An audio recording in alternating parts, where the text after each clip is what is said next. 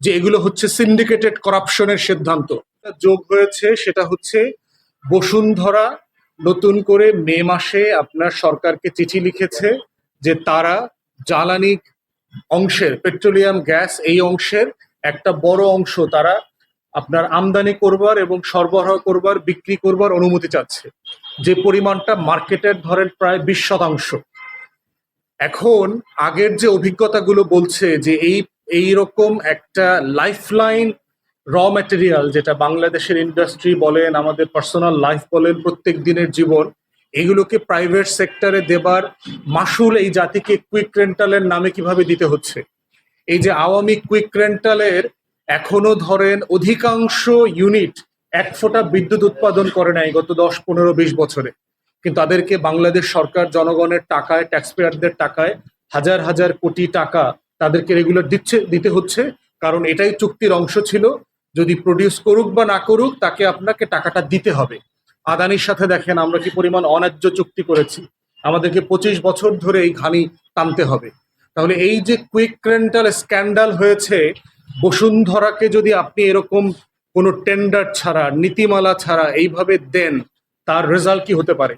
ইতিমধ্যে দেখেন বসুন্ধরা কিন্তু বিটুমিন, যেটা আগে সরকার নিজেরা এনে বিক্রি করত, এই প্রোডাক্টের কিন্তু সে প্রায় 40% থেকে 60% পর্যন্ত এনে এখন বিক্রি করার অনুমতি আওয়ামী লীগের আমলে নিয়েছে 22-23 সালে। এবং সে যেটা করেছে, লোকাল ডিস্ট্রিবিউটর যারা ছিল, লোকাল যারা ইম্পোর্টার ছিল, তাদের অলমোস্ট সবাইকে ট্যারিফ কমিশনের মূল্য সিন্ডিকেট করে তাদেরকে মার্কেট আউট করে দিয়েছে। যে সংকট চলেছে বাসাবাড়িতে এবং হচ্ছে আপনার পাম্পে, তার ব্যাপারেও ভিতর থেকে কর্মকর্তারা বলছেন অ্যাজ অফ টুডে এই সংকটের কোনো সম্ভাবনা ছিল না, হওয়ার কথা না। তাহলে এই সংকটটা কেন হচ্ছে? তাহলে কি সরকার পরিকল্পিতভাবে আগের 3 মাস আগের মতো করে এই সংকটটা তৈরি করছে যেন বিদেশ থেকে অথবা বসুন্ধরার মতো কোম্পানিকে মার্কেট শেয়ার দেওয়া যায়? বসুন্ধরাকে মার্কেট দিলে কি 20% আমদানি সরবরাহের দায়িত্ব দিলে পরেই কি সংকট চলে যাবে? আগের অভিজ্ঞতাগুলো বলছে না। সেই জন্য আমরা মোটা দাগে এই সিদ্ধান্তগুলোকে বলছি যে এগুলো হচ্ছে সিন্ডিকেটেড করাপশনের সিদ্ধান্ত। সংসদে আলোচনা ছাড়া প্রস্তাবনা বিবেচনা করার কোনো বিষয় মন্ত্রণালয় এককভাবে করতে পারবে না। এবং দেখেন 24শে মে বসুন্ধরা চিঠি দেওয়ার পরে সরকার, জ্বালানি মন্ত্রণালয়, পেট্রো বাংলাকে, বিপিসি কে সবাইকে মিলে কমিটি করে দিল যে এই প্রস্তাবনাটা যাচাই বাছাই করবার জন্য। প্রস্তাবনার রিপোর্ট দেবার 2 দিন আগে সরকার এবং বসুন্ধরা জেনে ফেলেছে যে রিপোর্টটা তাদের পক্ষে আসতেছে না। তারা যে লুটপাটের রিপোর্টটা সরকারের কাছ থেকে চায়, ডিপার্টমেন্টগুলো থেকে চায়, এটা আসতেছে না। না আসার রেজাল্ট কি হয়েছে আপনারা দেখেছেন। 1 সপ্তাহের ভিতরে বিপিসির চেয়ারম্যানকে সরিয়ে দেওয়া হয়েছে, জ্বালানি সচিবকে সরিয়ে দেওয়া হয়েছে। তাহলে এই যে কাজগুলো চলছে, এই কাজগুলো নিয়ে সরকারের কোনো উচ্চবাচ্য নয়। এবং এমন একটা দিনগুলোতে এই কাজগুলো করেছে, সারা দেশে ছাত্রদল আর শিবির ক্যাম্পাসে মারামারি করছে।